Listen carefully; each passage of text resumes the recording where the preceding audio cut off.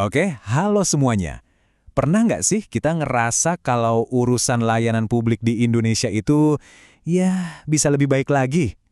Nah, ternyata pemerintah punya rencana besar buat mewujudkan itu, lewat sebuah sistem yang namanya PKPP. Yuk kita bongkar bareng-bareng apa aja wajah barunya untuk tahun 2025 nanti. Kayaknya hampir kita semua pernah ngalamin ini ya. Nunggu antrian panjang, bolak-balik ngurus dokumen, terus dalam hati mikir, aduh masa sih nggak ada cara yang lebih simpel dan lebih cepat? Nah, yang menarik ternyata pemerintah juga mikirin hal yang sama loh, dan mereka nggak cuma bertanya-tanya, tapi udah nyiapin sebuah rencana besar buat perbaikan. Penasaran kan rencananya kayak apa? Mari kita bedah.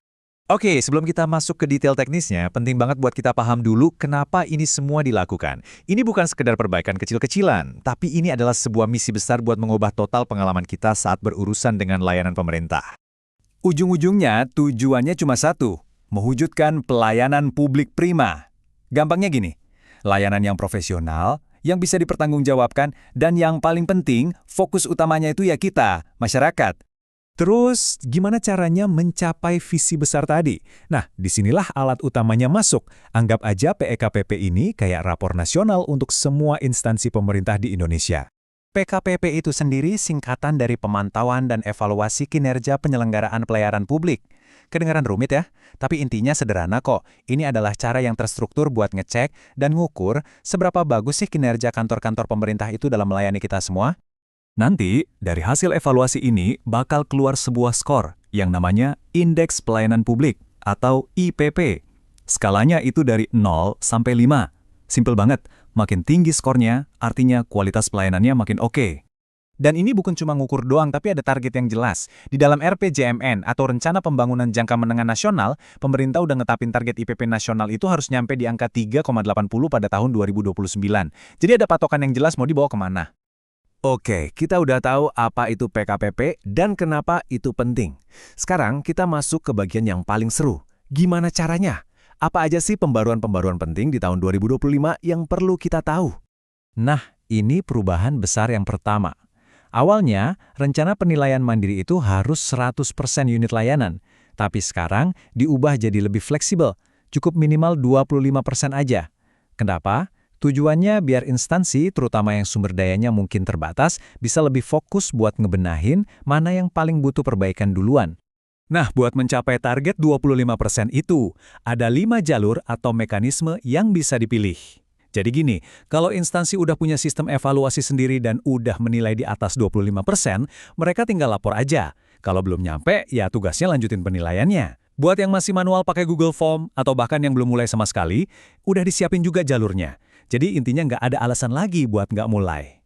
Dan tentunya ada deadline yang harus diperhatikan. Coba catat ya, tanggal 29 September itu batas akhir buat isi data awal. Tapi tenang, masih dikasih waktu sampai 30 November buat melengkapi semua bukti pendukungnya. Jadi masih ada ruang buat ngecek-ngecek lagi. Tapi tunggu dulu. Ini semua bukan cuma soal ngejar target dan deadline loh. Sistem evaluasinya sendiri juga terus berkembang. Yuk kita intip sedikit kayak gimana sih masa depannya. Nah, di sini nih perubahannya kelihatan banget. Kalau instrumen yang lama itu fokusnya lebih ke pemenuhan standar dasar. Tapi instrumen baru yang lagi diuji coba ini jauh lebih dalam. Sekarang yang dinilai itu hal-hal kayak aksesibilitas buat teman-teman disabilitas, inklusivitas untuk semua kelompok, sampai seberapa aktif publik diajak diskusi.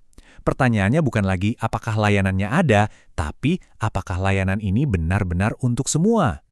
Oke, ini semua kan kelihatannya bagus ya di atas kertas. Tapi pertanyaannya, emang bisa beneran berhasil di dunia nyata? Jawabannya, bisa banget.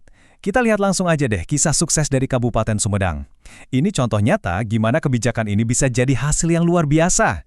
Angkanya udah bicara sendiri. Lihat deh, IPKBP Kabupaten Sumedang itu berhasil lompat dari 4,19 di tahun 2023 dan mereka menargetkan 4,72 di tahun 2025. Hasilnya, bukan cuma jadi nomor 1 nasional, tapi yang lebih keren, target yang mereka bikin sendiri itu berhasil tercapai. Keren banget. Jadi rahasianya apa sih? Kok bisa? Ternyata ada 3 kunci utama. 1, mereka mengintegrasikan banyak layanan di Mal Pelayanan Publik atau MPP. 2, mereka bikin chatbot WA Kepo biar informasi jadi gampang diakses. Dan yang ketiga, ini yang paling cergas. Data hasil evaluasi tadi nggak cuma jadi laporan, tapi dipakai buat negosiasi anggaran untuk perbaikan. Filosofi di balik sukses mereka itu kuat banget. Jadi, mereka nggak terobsesi sama skornya, tapi mereka melihat evaluasi ini sebagai peta jalan. Sebagai alat buat nemuin masalah sesungguhnya dan mendorong perubahan yang benar-benar dirasain sama warga. Ini mindset yang perlu diadopsi. Jadi pertanyaannya sekarang, kembali ke kita semua. Setelah kita lihat contoh dari Sumedang dan semua pembaruan yang ada, kira-kira apa sih satu langkah kecil aja yang bisa kita mulai di instansi kita masing-masing? Karena kisah sukses pelayanan publik selanjutnya bisa jadi dimulai dari Anda.